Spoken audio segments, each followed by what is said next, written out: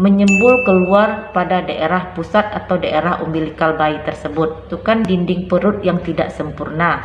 Terapi konservatif ini akan dilakukan hanya beberapa bulan.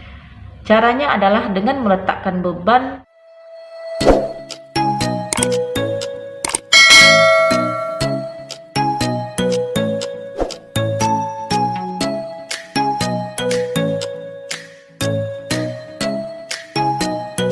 Assalamualaikum warahmatullahi wabarakatuh. Mungkin ibu pernah melihat sebuah benjolan yang terdapat di daerah pusat bayi pada saat bayi menangis. Kemungkinan bayi ibu mengalami hernia umbilikal. Bersama saya Devi Febriani, perawat yang bekerja di kamar operasi. Kali ini saya akan membahas mengenai hernia umbilikal pada anak.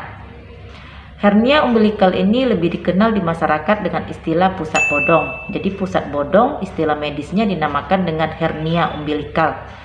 Kenapa bisa anak-anak mengalami hernia umbilikal? Hal ini terjadi karena pada saat janin di dalam kandungan terjadi pembentukan dinding perut yang tidak sempurna. Jadi dinding perutnya ini tidak menutup secara sempurna sehingga membentuk sebuah celah yang terdapat di daerah pusat atau di daerah umbilikal. Gejalanya bisa ibu-ibu lihat pada saat bayi menangis, mengejat atau berteriak. Muncul benjolan dari dalam perut itu menyembul keluar pada daerah pusat atau daerah umbilikal bayi tersebut. Hal ini terjadi karena adanya tekanan dari aksi bayi menangis atau dari mengedat atau dari berteriak, menimbulkan tekanan dari dalam kafum abdomen itu untuk melewati celah yang terbuka tadi. Bisa saja bagian yang keluar itu adalah merupakan usus atau merupakan omentum. Hernia umbilikal ini biasanya tidak berbahaya dan jarang sekali menimbulkan penjepitan daripada organ yang keluar dari celah yang terbuka tadi. Penanganan dari hernia umbilikal ini biasanya tergantung dari ukuran hernia tersebut.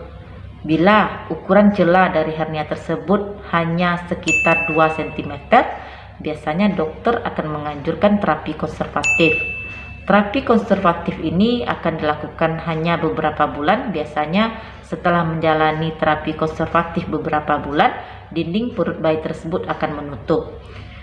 Caranya adalah dengan meletakkan beban atau koin di daerah pusat atau daerah umbilikal bayi tersebut.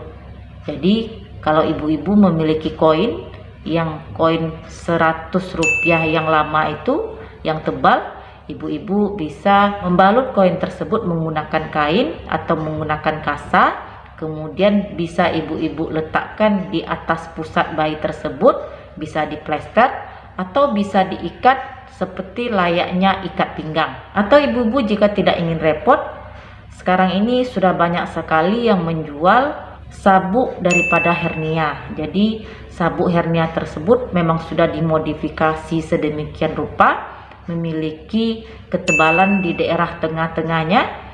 Ini bisa ibu gunakan untuk terapi konservatif layaknya seperti sabuk bel. Maka ini akan diletakkan di atas pusat bayi kemudian diikat.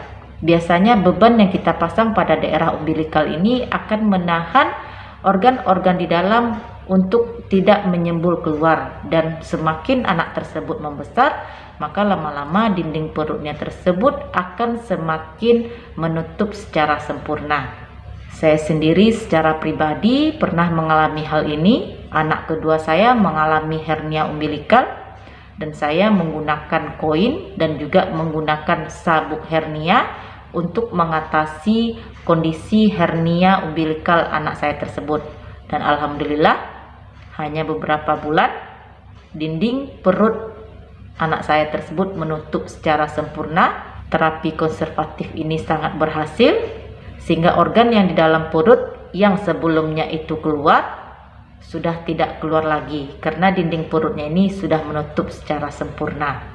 Dan jika ukuran celah hernia tersebut berukuran 2-4 cm, biasanya dokter juga menganjurkan untuk tindakan konservatif seperti meletakkan koin atau meletakkan beban di daerah pusat atau menggunakan sabuk hernia tadi. Tapi biasanya persentase kesembuhannya sekitar 80-90% dan memakan waktu relatif lebih lama dibandingkan dengan ukuran yang 2 cm tadi biasanya bisa memakan waktu sampai 1 tahunan. Dan jika celah dari hernia umbilikal ini melebihi dari ukuran 5 cm, maka dokter akan menganjurkan untuk dilakukan tindakan repair atau pembedahan untuk mengatasi hernia umbilikal ini. Jadi ibu-ibu jangan terlalu risau jika anaknya mengalami pusat bodong atau hernia umbilikal, karena hernia umbilikal ini bukan merupakan penyakit yang berbahaya dan bisa dilakukan terapi konservatif 1 tahun pertama, dan jika tidak berhasil barulah akan dilakukan tindakan repair atau pembedahan untuk mengatasi hernia umbilikal ini. Demikian sedikit informasi dari saya mengenai hernia umbilikal pada anak. Semoga sedikit membantu. Terima kasih sudah menonton. Jumpa lagi di video saya selanjutnya. Stay healthy. Assalamualaikum.